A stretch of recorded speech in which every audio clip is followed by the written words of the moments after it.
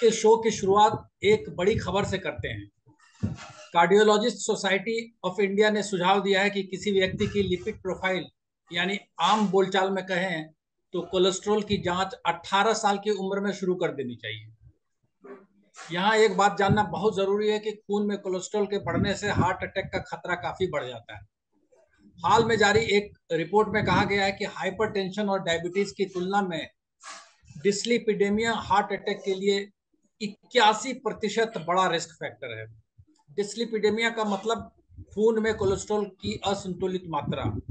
लोगों का इस पर ध्यान कम रहता है क्योंकि इसके कोई शुरुआती लक्षण नहीं होते और जब पता चलता है तब देर हो चुकी होती है। ये समस्या गलत लाइफस्टाइल का नतीजा भी हो सकता है। आज हम इसी समस्या पर बात करेंगे, विस्तार से विशेषज्ञों के साथ चर्चा करेंगे। तो सबसे पहले हम विशेषज्ञों से आपका परिचय कराते हैं। आज हमारे साथ सर गंगाराम अस्पताल नई दिल्ली के डॉक्टर मोहसिन वली हैं। पद्मश्री से सम्मानित डॉक्टर वली भारत के तीन तीन राष्ट्रपतियों के साथ उनके फिजिशियन के रूप में काम कर चुके हैं। स्वागत है डॉक्टर साहब आपका। Thank you sir, thank you Malviya ji. चूंकि लिपिड प्रोफाइल की समस्या एक लाइफ स्टाइल समस्या है, इसलिए आज हमने बार मिस बार इधर मत नाजनीन जाओ। हुसैन को भी आमंत्रित किया है। Mumbai based miss Nazneen nutritionist और जानी मानी डाइटिशियन है। नाजनीन जी, आपका भी स्वागत है इस शो में। Thank you very much, thank you. Doctor साहब, पहला रिएक्शन तो आपका मैं इसी पे लूंगा। ये जो कार्डियोलॉजिस्ट सोसाइटी ऑफ इंडिया ने सजेस्ट किया है कि 18 साल की उम्र में लिपिड प्रोफाइल की जांच होनी चाहिए, इस पे आपकी क्या प्रतिक्रिया है? मैं तो सोचता हूँ हम दोनों अंतर्यामी हैं। हमने तो ये जब प्रेस कॉन्फ्रेंस हुई थी उससे पहले के दो प्रोग्राम में भी इसकी बात की थी। जी। और मैंने, आपको याद होगा, एक शब्द यूज किया था, लाइपिड पासपोर्ट। तो ये सही बात है और इस पे बड़ा धमाका हुआ है। ऐसा नहीं है कि पूरी दुनिया इसको बहुत आसानी से गले के नीचे उतार लेगी। ये एक बड़ा सब्जेक्ट है। और ये सब्जेक्ट इसलिए है कि disease is more expensive than health. ये बहुत बड़ा ट्रेड का भी सब्जेक्ट है वर्ल्ड ओवर।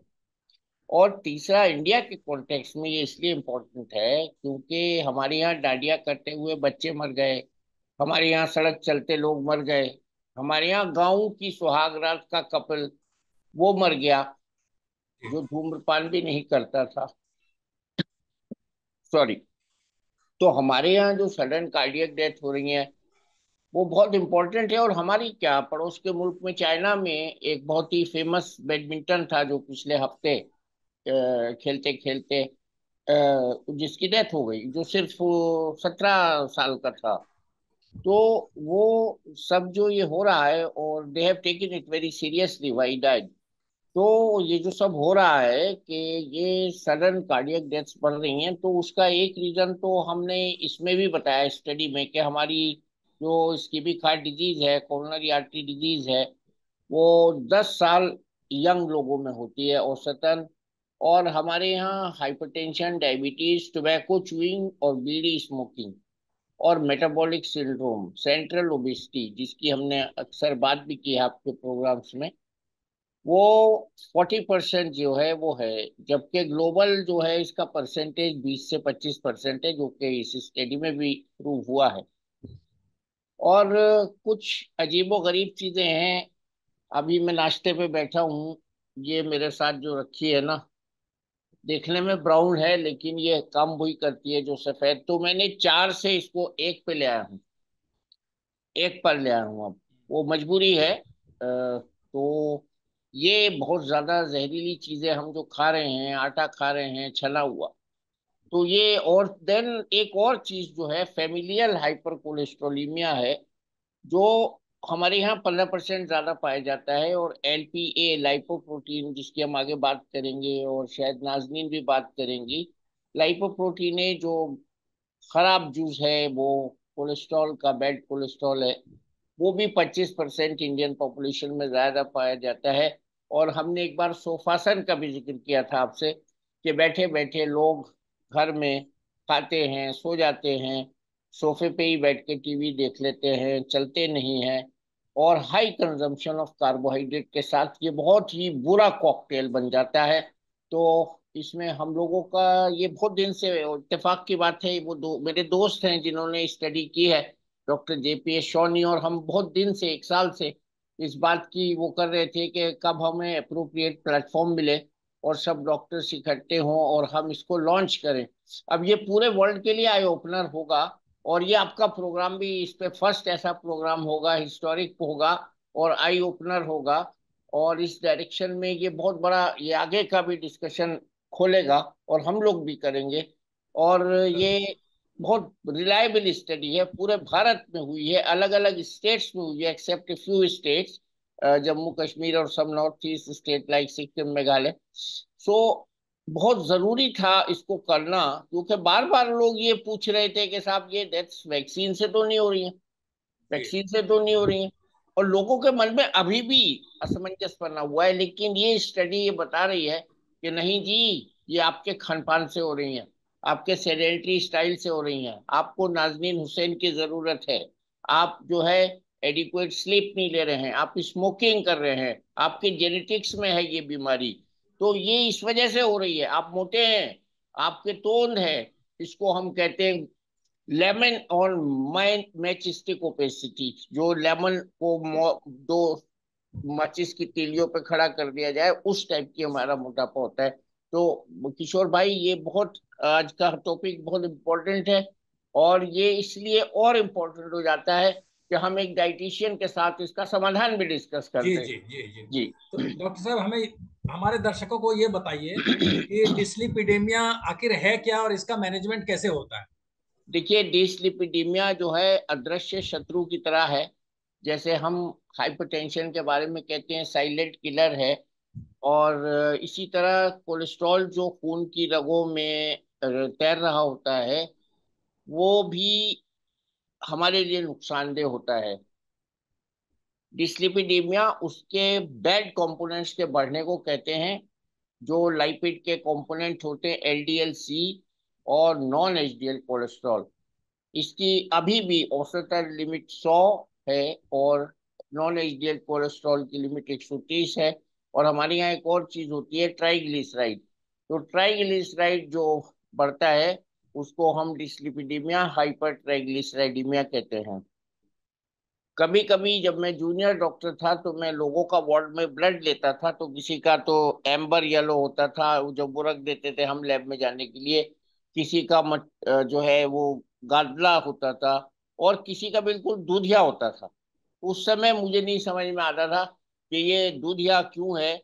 अब मुझे पता चलता है कि वो दूधिया उन लोगों का होता है जिनको हाइपर काइलोमाइक्रोनीमिया होता है, और फेमिलियल कोलेस्ट्रोलीमिया का ये वर्स्ट फॉर्म है। और ये हमारे खून में कोलेस्ट्रॉल जो होता है वो खून की रगों में जाके जमा हो जाता है और वहां नुकसान देता है। जैसे पाइप जब पुराना हो जाता है, वो टूटता है, तो हम देखते हैं अंदर उसके जो लेयर होती है उसमें धूल मिट्टी, रेत और बहुत सी ऐसी चीजें जो साफ भी नहीं होती हैं, वो सख्त हो जाती हैं। तो इसी तरह हार्ड प्लैक होता है, सॉफ्ट प्लैक होता है। खून की रगें भी पाइप्स हैं जो हमारे शरीर को धमनियां सप्लाई करती हैं, खून की रगें जिनको हम आर्टरीज भी कहते हैं, वो ब्लड को जो सप्लाई करती हैं, तो उससे ये रुकावट पैदा करता है। और अभी मेरे पास मैंने फोटो लिए हैं, मैं दिखाऊंगा आपको कभी। एक दिन में तीन ऐसे, फ्राइडे को तीन ऐसे बच्चे थे, 27 साल, 21 साल, 23 साल, जिनको हार्ट अटैक आया हुआ था। अनबिलीवेबल क्राउड इकट्ठा हो रहा है हमारी क्लिनिक्स में, और हम उसको नजरअंदाज कर रहे हैं। मैंने तीनों को अपने अपने स्टैनो से कहा कि इनका फोटो लो, उनको पावर पॉइंट प्रेजेंटेशन में एक साथ दिखाओ कि आज 3 केसेस हमारे पास आए हैं सडन, जिनको डेथ के चांसेस बहुत ज्यादा हैं, उनको हार्ट अटैक हुआ है। और वो हॉस्पिटल से उठ के आया है एक लड़का, क्योंकि उसके फादर ने मना कर दिया था कि ना मैं स्टेंट लगवाऊंगा 21 साल के लड़के को, ना मैं बाईपास कराऊंगा। उसके हार्ट में भी क्लॉट पड़ा हुआ था। तो डिस्लिपिडीमिया, डिहाइड्रेशन, पोस्ट कोविड स्टेटस, हमें बहुत संभल के रहना है, क्योंकि हमें अपने लोगों को सडन कार्डियक डेथ से बचाना है। और ये इतनी ज्यादा तादाद में हो रही हैं जिसका हम शायद रिकॉर्ड भी नहीं कर पा रहे हैं। और ये एक दिन में 3 केस आना, मेरी तो आंखें खुली की खुली रह गई। और आई वॉज शॉक्ड कि ये किस तादाद से बढ़ रही है ये चीज। मैं आपसे सच बोल रहा हूँ, मैं आपसे सच बोल रहा हूँ कि शाम के टाइम में तीनों इकट्ठे थे मेरे पास। 2 गांव के थे, एक शहर का था बच्चा, और तीनों यंग एज के थे, और तीनों को डॉक्यूमेंटेड हार्ट अटैक था, तीनों की आर्टरी में ब्लॉकेज था। ये पहले हम देखते ही नहीं थे, कभी दिखाई नहीं देता था। जब हम पढ़ते थे तो हार्ट अटैक का इलाज मॉर्फिन पैथेडीन से करते थे, ऑक्सीजन से करते थे, ना बाईपास होता था, ना किसी के स्टेंट पड़ता था, और सब बच जाते थे 99% लोग। अब ये सडन कार्डियक डेथ का जो इशू हुआ है, ये बहुत बड़ा आंख खोलने वाली चीज है, आई ओपनर है। और हमको बहुत सीरियसली इसकी तरफ बढ़ना है, और आप जैसे लोगों की जरूरत है जो जनता तक इस बात को बार बार पहुंचाएं, फ्रीक्वेंटली पहुंचाएं। ये नहीं कि एक बार हो गया, देख लिया, सुन लिया, नहीं, इसको हर हफ्ते, हर महीने, हर साल, हर दिन। मैं तो कहता हूँ जब आप अंडे की प्लेट लेके बैठे हैं तो सोचें कितने अंडे खाने हैं, पूछें अपनी डाइटिशियन से। तो ये पूछ के हमको खाना है, पूछ के हमको चलना फिरना है, पूछ के हमको रात को सोना है। हमारी नींद, हमारी स्मोकिंग, हमारा एक्सरसाइज, हमारा खान पान, हमारा स्ट्रेस, हमारा 24 घंटे की जो लाइफ है उसको संतुलित करना है। हम बचपन में संतुलित आहार की बात करते थे, अब मैं कहता हूँ आपकी दिनचर्या संतुलित होनी चाहिए। नाजनीन जी, कार्डियोलॉजिस्ट सोसाइटी ऑफ इंडिया ने आप लोगों का काम बढ़ा दिया है। 18 साल के बच्चे, वो बच्चे ही हैं, हाँ जी। उनको लिपिड प्रोफाइलिंग करानी है। और इस समय, इस एज तक लोग खुद को बहुत स्वस्थ मानते हैं और कभी सोचते नहीं है लिपिड प्रोफाइल के बारे में, जब तक बीमार नहीं पड़ते। हालांकि उनका खान पान बहुत खराब होता है आजकल। आप बताइए कि आप इसको कितना सही मानती हैं कि 18 साल के सारे बच्चों को, उनमें से ज्यादा स्कूल जाते होंगे या अभी अभी स्कूल से निकले होंगे, उनको लिपिड प्रोफाइल के लिए जाना पड़े? Thank you Kishore ji for having me on the show. Doctor Wali, आपने बहुत ही सरलता से इतना अच्छा कॉन्टेक्स्ट सेट किया है, and I completely agree with doctor वाली ऑन एवरी सिंगल स्टेटमेंट उन्होंने बोला है कि ये जरूरी है किशोर जी। मैं, अगर आपको पता है कि मैं इंडियन नेवी में भी न्यूट्रिशन एडवाइजर हूँ, यहाँ पे भी हम, वहां पे तो fittest of the fittest lot होता है, पर इनका ईयरली मेडिकल कंपलसरी होता है, and the entry age is 18 years, and we start checking from there.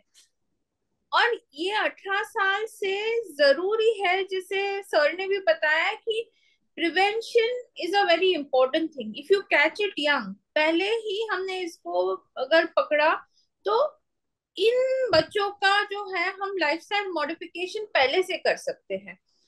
क्या होता है, by the time from 18 years to 27 years, 28 years, 10 साल में that condition becomes more verse, and by that time sudden death. और ये sir, मैंने भी in fact last Sunday का शो था, मैंने करना था, पर मेरे बहुत क्लोज फ्रेंड्स का देहांत हो गया, and he was only 29 years old. And it was their first anniversary, and he just went to the kitchen and dropped with a sudden heart attack. So these are very, very real life incidences which are happening, and early screening, early testing बहुत ज्यादा जरूरी है। I completely endorse that statement. ये बहुत एक sensible statement है, क्योंकि अगर if we are able to figure this out early, हम इसका reversal कर सकते हैं। नहीं तो आगे चल के reversal is not possible, then straight away one needs to straight away go for a surgery, और ये फिर एक मुश्किल चीज हो जाएगी। और नाजनीन जी, कोई ओबीज है हाँ जी। या कोई अंडरवेट है, तो उनके लिए तो आपका डाइट प्लान बिल्कुल अलग अलग होगा। हाँ जी। तो वो कितने वल्नरेबल हैं? जो ओबीज हैं वो भी, और जो कितने जो अंडरवेट हैं वो भी, कितने वल्नरेबल हैं? ओबीस तो डेफिनेटली वल्नरेबल है। हम आज देखते हैं कि इवन बीएमआई ओवर 26, हाँ, तो रिस्क फैक्टर्स बहुत ज्यादा हाई है। 27 28 ऑनवर्ड्स तो इंडियंस के लिए तो बीएमआई कट ऑफ भी हमारा जो है ये लोअर है। हाँ, तो थोड़ा सा भी, even if the body weight is 10% higher, और सर ने जो पैरेलल नींबू शेप बॉडी बताई है ये बहुत एक परफेक्ट एग्जांपल है। तो ये ओबीस लोगों में तो it is evident, but even underweight, आज क्या होता है कि जो लोग बहुत अंडरवेट होते हैं इनका डाइट जो है, इनको लगता है कि हम पतले हैं, हम कुछ भी खा सकते हैं, and their diet is so wrong कि ऑटोमेटिकली इनका भी जो है chances are very very high. For a thinner person ही इज, इतना सारा कार्बोहाइड्रेट जो है खाते हैं। शुगर की मात्रा जो है हमारे इंडियन डाइट्स में पिछले 10 साल से बहुत ज्यादा बढ़ गई है। तो शुगर इवेंचुअली, जो सर ने बताया ट्राइग्लिसराइड लेवल्स हाई है, ये इसका डायरेक्ट इम्पैक्ट उसके ऊपर पड़ता है। तो इन सारी चीजों की वजह से वेदर यू आर अंडरवेट और you overweight, chance the risk is the same.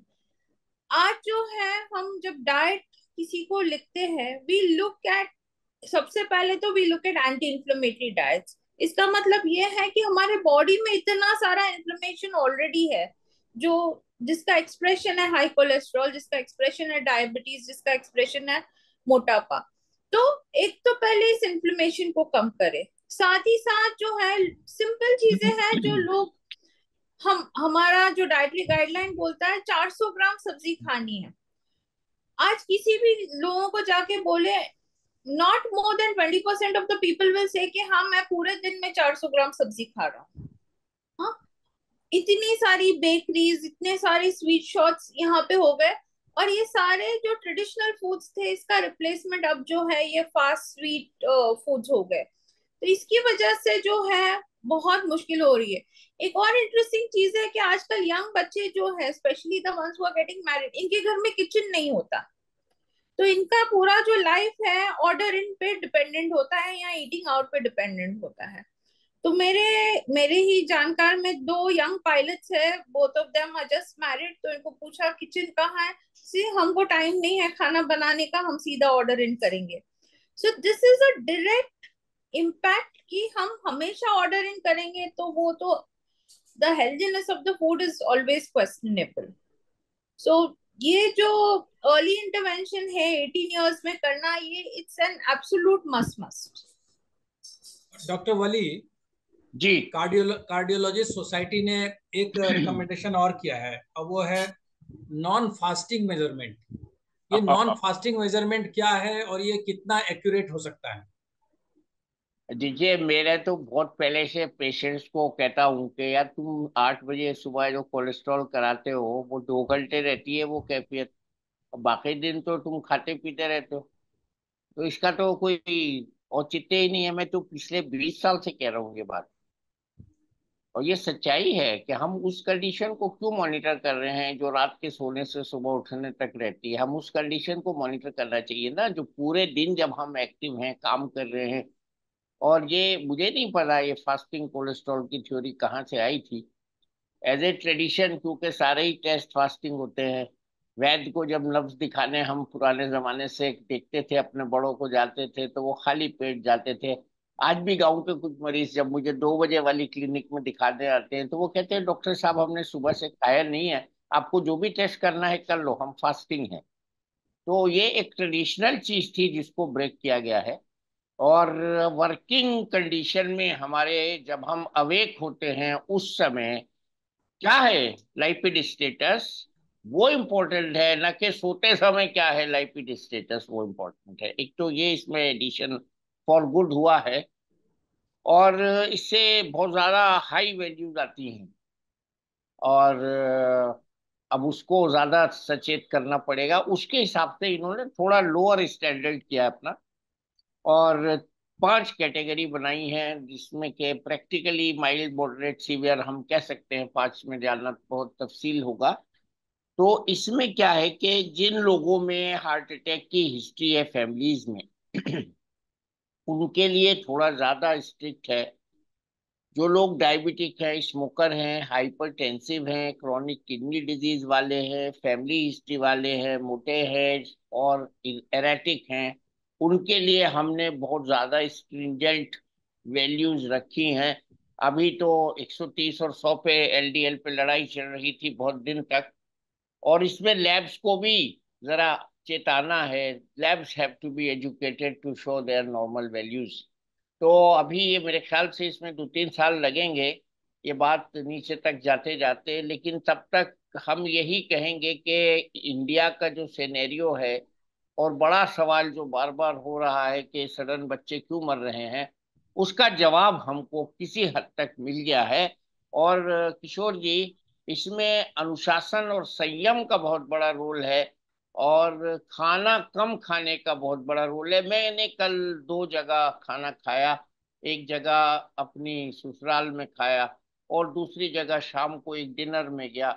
जिस बेतहाशा क्वांटिटी से लोग खाना लेते हैं, खाने पर लपकते हैं, मैं अच्छा शब्द नहीं यूज कर रहा हूँ, टूट पड़ते हैं हम कहते हैं उसको। तो ये इस आदत को छोड़ना पड़ेगा और जो खाना खिलाने वाले हैं उनको भी लाइसेंस देना पड़ेगा कितनी डिश सर्व करें। ये मल्टीपल डिश का जो हमारी थाली सिस्टम है और ये हमारा भारतीय परंपरा है, इसको भी हमें सादगी से बदलना होगा। मुहावरे में तो हम कह देते हैं दाल रोटी खाइएगा आ जाइएगा, लेकिन जब हम उसको खिलाते हैं तो जहर खिलाते हैं। उसको चीज खिलाते हैं, उसको मक्खन का पराठा खिलाते हैं, घी का पराठा खिलाते हैं।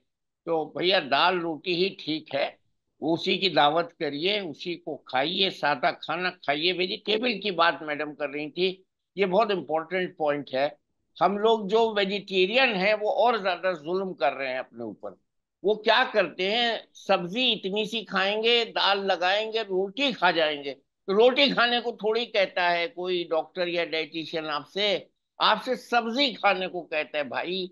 सब्जी का मतलब ये है कार्बोहाइड्रेट को नेगेट करना है, प्रोटीन या सब्जी वाला जो मटेरियल है, फाइबर है, उसको लेना है। आप उसको रोटी से खा के सारी सब्जी बचा के फ्रिज में रख देते हैं या सुबह को नौकर को देते हैं। आप रोटी खा लेते हैं, उड़ेल लेते हैं अपने पेट में।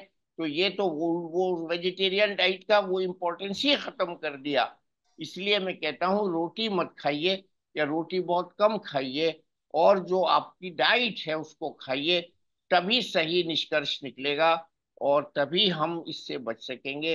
ये बहुत बड़ा एपिडेमिक ये है जो कि एक एक चीज और बोल दूं कि ये बचपन में शुरू होती है बीमारी और बड़े होके हम इसका संज्ञान लेते हैं।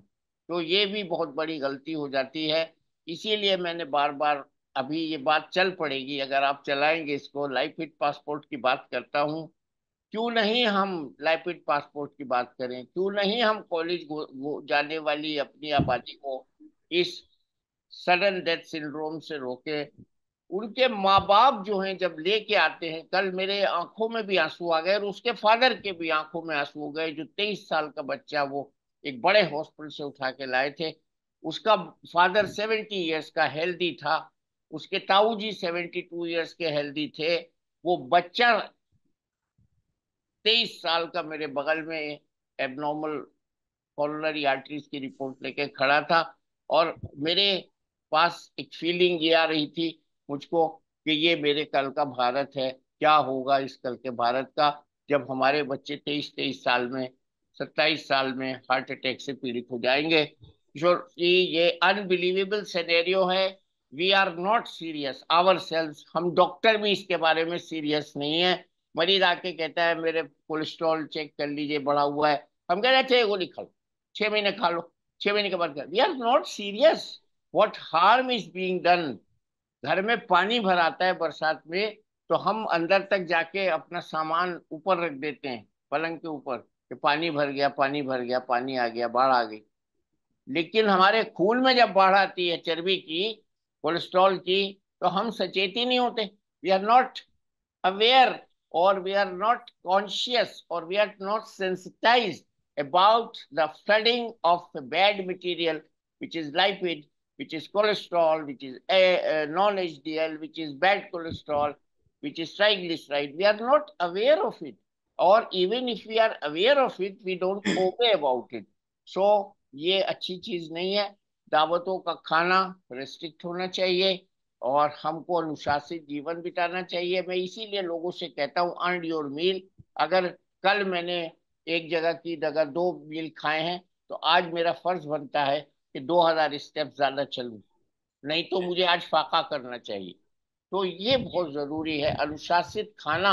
अभी मैं ये नहीं कहता बैलेंस डाइट खाओ, मैं कहता हूँ खाने में अनुशासन लाओ, अनुशासित डाइट खाओ, और अनुशासित डाइट है इस प्रॉब्लम का सोल्यूशन।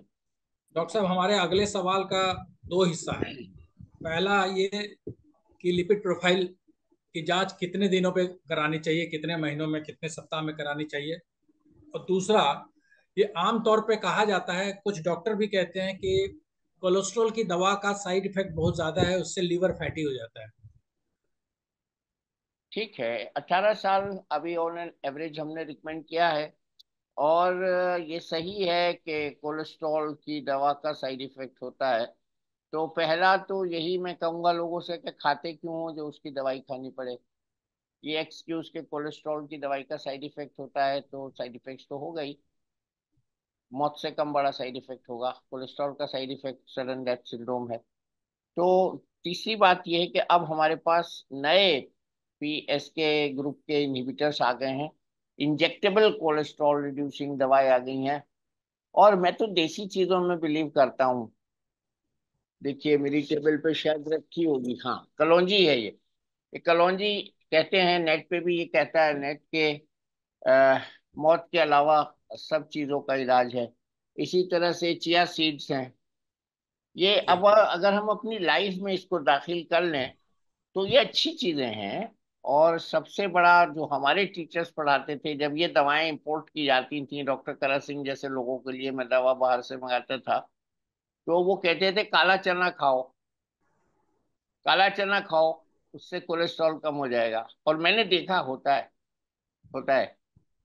तो ऐसी बहुत सी चीजें हैं जिनसे कोलेस्ट्रॉल कम होता है, जो नॉन मेडिकल चीजें हैं। और तीसरा हमारे पास एक और भी ग्रुप होता है जो फिब्रेट्स होते हैं, तो फिब्रेट्स दे देते हैं हम। लेकिन देखिए वही बात है, आप अंदर डालते जाइए कोलेस्ट्रॉल, फिर दवा खाते जाइए। अब ये खाइए ना नाश्ते में, ये जो है इसमें नहीं है कोलेस्ट्रॉल। तो ये चीजें क्यों नहीं है हमारी टेबल पे? मैं आपके लिए टेबल नहीं सजा के बैठा था, ये खाइए, डेट्स है। तो मैंने ऐसे ही बैठ गया था यहाँ, क्योंकि आज मैं ऑफिस नहीं जा पाया, रात बाहर से आया हूँ। तो मैंने कहा आज घर से ही करता हूँ प्रोग्राम। तो ये टेबल पे मैं नाश्ते के लिए बैठा था, आपने प्रोग्राम शुरू कर दिया। ओ तो हो अभी हो मेरा हो। नाश्ता पेंडिंग है। तो कोई नहीं मैं सर। लोग नहीं नहीं, ये कहना चाह रहा हूँ कि हम अपनी ब्रेकफास्ट टेबल में ये चीजें क्यों नहीं रखते? हम मिठाई क्यों रखते हैं? नारियल पानी क्यों नहीं रखते? हम सैंडविच क्यों रखते हैं? हम मोटे अनाज का बिस्किट क्यों नहीं रखते? अगर खाना ही है बाहर का, तो आप अब तो सब जगह बन रहा है, मोटे अनाज का बिस्किट बन रहा है। आपका दूसरा सवाल ये भी था कि किस एज पे, तो 18 साल। और दवाओं के साइड इफेक्ट तो देखिए होते हैं, लेकिन इतने ज्यादा नहीं होते। एटोरवास्टेटिन से थोड़ा मसल वीकनेस होती है, और रोजुवास्टेटिन से जो है वो किडनी पे हल्का सा होता है। लेकिन मैं एक बात यहाँ ये बता दूं ना, कि जिन डोजेस से साइड इफेक्ट होते हैं पाश्चात्य कंट्रीज में, वेस्टर्न कंट्रीज में, हमारे यहाँ उसकी ज्यादा उतनी डोज नहीं है। हम लोग 80 मिलीग्राम रोजुवास्टेटिन नहीं यूज करते, मैक्सिमम 5, 10, 20 करते हैं। तो उन डोजेज में साइड इफेक्ट्स का बहाना लेके, हाँ लोग दवा भी तो छोड़ देते हैं, खाते खाते कर अब हम ऐसे ही ठीक हो जाएंगे, दवा छोड़ रहे हैं। उसमें एक लॉजिक ये भी होता है कि इसके साइड इफेक्ट होते हैं। They are very intelligent than, they are more intelligent than us. वो हमको आके कहते हैं डॉक्टर साहब इसका साइड इफेक्ट हो जाएगा, मैं अपना खाने से ही ठीक कर लूंगा, आप मेरे को बस दवाई हटा दो। तो हम कहते हैं अच्छा भैया खाने से ही ठीक कर लो, जाओ, बहल जाते हैं हम लोग। लेकिन अब हमको थोड़ा ज्यादा स्ट्रिक्ट होना पड़ेगा। हमें उसको टारगेट देना पड़ेगा 55, नॉन एचडीएल का 100, 120 के बीच में। तो ये जो चेंज आ रहा है धीरे धीरे एक्सेप्ट होगा, ये एकदम से नहीं होगा। अभी ये बड़ा चौंकाने वाला खुलासा हुआ है। और इट्स ए प्रिवेंटेबल डिजीज। सारा जो ये धंधा गोरख धंधा है हार्ट की बीमारी का, it is preventable disease and we have made it so expensive कि हर जगह शीशे के अस्पताल खड़े हैं, चेस्ट पेन हो रहा है। कल शाम को एक पुलिस ऑफिस से फोन आया मुझे। तो कहने लगे, साहब पहले ये बताइए डॉक्टर साहब, हार्ट का पेन राइट साइड में होता है कि लेफ्ट साइड में होता है? He was intelligent police officer, तो he put me this question and I could sense the urgency and anxiety. मैंने कहा भाई लेफ्ट साइड में होता है। कहाँ कहाँ जाता है, तो मैंने उसको सब बताया। तो वो इतना एंक्शियस हो गया कि करीब मेरी क्लिनिक उसकी जगह से 12 किलोमीटर थी, और एक करीब में जो हॉस्पिटल था वो 2 किलोमीटर था। तो वो हॉस्पिटल चला गया, और वहाँ उसको, मुझे अच्छा लगा उसका हॉस्पिटल जाना। उसका ईसीजी नॉर्मल आया, और उसको उन्होंने गैस का इंजेक्शन लगा के भेज दिया। आज वो इको कराने आ रहा है अभी मेरे पास 10 बजे के बाद। तो एक पढ़ा लिखा आदमी ये रियलाइज कर रहा है, हम लोगों के बात करने की वजह से बार बार, कि अगर मेरी छाती में दर्द हो रहा है तो ये हार्ट का पेन हो सकता है। वो डॉक्टर से कॉल करके भी पूछ लेता है कि कौन सा पेन हार्ट का होता है। लेकिन आम तौर पे हमारे यंगस्टर्स ये नहीं कर रहे हैं। वो रात में जब बाहर से आ रहा था, 1:30 बज रहा था, तो सैटरडे नाइट थी, मेरे बेटे ने कहा, पापा ये जो गाड़ियां बाहर जा रही हैं हमारी लोकेलिटी से, ये सब पार्टी गोअर्स की गाड़ियां हैं। हमको अपना ये सब लाइफ स्टाइल बदलना पड़ेगा। ये अच्छी बात नहीं है। मैं भी 2 बजे सो के 7 बजे उठ के तैयार हो गया था आपके प्रोग्राम के लिए। कहीं ना कहीं हमको कुर्बानी देनी पड़ेगी। ये नहीं कि साहब 12 बजे तक सो रहे हैं। 12 बजे तक क्यों सो रहे हो भाई हमारे नौजवान? अच्छा, एक और बीमारी वो हमने दे दी है इन बच्चों को, वो है वर्क फ्रॉम होम। हमने उनको आलसी बना दिया है। कि ये कंपनियां जो वर्क फ्रॉम होम की आदत डाल रही है ना बच्चों को, ये अनहेल्दी प्रैक्टिस है। वर्क फ्रॉम होम दीजिए, हफ्ते में 2 दिन दीजिए, और बाकी वो उसके बजाय 2 दिन ऑफिस में बुला के उनको कहिए आप लिफ्ट से नहीं आएंगे, आपने वर्क फ्रॉम होम किया है, आपके लिए लिफ्ट बैन है, सीढ़ियों से आइए 5th फ्लोर पे। तो तब जाके वर्क फ्रॉम होम को कॉम्पेंसेट होगा। ये एक बहुत बड़ी एपिडेमिक अगेन हो सकता है। मेरे इस दुनिया से जाने के बाद लोग वर्क फ्रॉम होम पे भी पेपर लिखें, और लिखें कि इससे क्या क्या नुकसान हुए। तो ये बहुत जरूरी है हमको ये बातें करते रहना, और अपने बच्चों से ये बातें उनके दादा दादी कर सकते हैं। माँ बाप की बात नहीं सुन रहे आजकल बच्चे। तो ये भी जरा सा दादा दादी को बुलाएं वो, या दादा दादी के पास जाएं, तो जब वो उनकी अकल में डालेंगे। बच्चे आजकल या तो अपने दोस्तों की बात सुनते हैं, या अपने ग्रैंड पेरेंट्स की सुनते हैं। माँ बाप को तो वो ये समझते हैं कि इनको कुछ आता ही नहीं। मिस नाजरीन, एक आखिरी सवाल आपसे। हाँ और जी। वो सवाल ये है कि जिस तरह डॉक्टर साहब ने बताया, और आपने भी पहले बताया कि लाइफ स्टाइल चेंज कर दे, खान पान रहन सहन आपके अनुसार कर दे, तो क्या कोलेस्ट्रॉल में दवा खाने की जरूरत नहीं है, या कोलेस्ट्रॉल की समस्या होगी नहीं? बहुत ट्रिकी क्वेश्चन पूछ लिया आपने।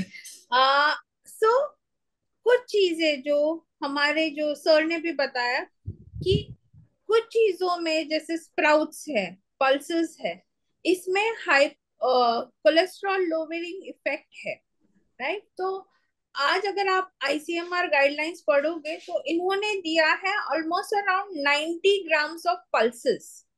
सो पल्सेस जब हो गए चना, राजमा, छोले, स्प्राउट्स, जो हम ट्रेडिशनली एज इंडियंस खाते थे, पर अभी जो है क्वांटिटी बहुत कम हो गई है। जिस जिसे हम बोलते हैं दाल चावल, तो दाल की मात्रा ज्यादा होनी चाहिए, चावल की कम होनी चाहिए। तो ये प्रपोर्शन बदलना जरूरी है। एक तो वो है, pulses are definitely very very good. दूसरे हैं सर्टेन अमाउंट ऑफ सीड्स, जैसे मेथी के दाने हैं। ओके, तो soaked methi seeds in the night, अगर आप 1 चम्मच सोक्ड मेथी सीड्स खाते हो तो it will help. The other thing is chia seeds है, फिर पंपकिन सीड्स है, सनफ्लावर सीड्स है। These are all called functional foods, so they will help in increasing the magnesium, they will help in reducing the cholesterol to a certain bit.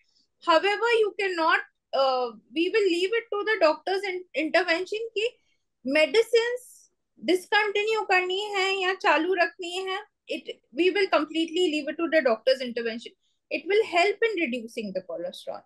कुछ और चीजें हैं जैसे certain amount of fruits है, fibre content है, तो हमारे पूरे दिन में जो एवरेज इंडियन का जो फाइबर है ये एटलीस्ट 40 ग्राम होना है, जिसका मतलब है कि around if you eat around 400 grams of vegetables, 90 grams of pulses, millets जो है मोटा अनाज जो सर ने अभी बताया, जवार, बाजरा, रागी, इसकी मात्रा आप इंक्रीज करिए। तो जब फाइबर कंटेंट होता है तो fibre has a cholesterol binding effect, तो वो अपने आप रिड्यूस होने की क्षमता रखता है। हवेवर अगर बहुत रिफाइंड फूड्स खाते हैं, जैसे मैदे से बनी हुई चीजें, हाईली प्रोसेस्ड चीजें जिसमें फाइबर बिल्कुल नहीं है, तो प्रॉब्लम ज्यादा बढ़ जाती है। एक और इम्पोर्टेंट चीज है जो तेल है हमारा, हम इसको कैसे यूज करें। हाँ, तो अगर जब हम फ्राइंग करते हैं, कभी कभार आपने घर में अगर फ्राइंग करके खाई चीज तो कोई बात नहीं, use the oil for 3 times, एक बार तेल में से धुआं आता है, the trans fat amount highly increases. अगर हम जब यंग लोगों के बारे में बात करें तो eating either from outside is a very common phenomena, B it street food या इवन फास्ट फूड्स। और अगर आप देखोगे कि एक कहीं पर समोसा हम खाते हैं तो सुबह में जो कढ़ाई में तेल डाली है, ये रात तक वही ऑयल यूज होता रहता है, ये उसमें खाली एडिशनल ऑयल डालते हैं। तो यू कैन इमेजिन कि हर समोसे में अगर किसी ने इवनिंग 6 o'clock को वो समोसा खाया है तो look at the amount of trans fat factor.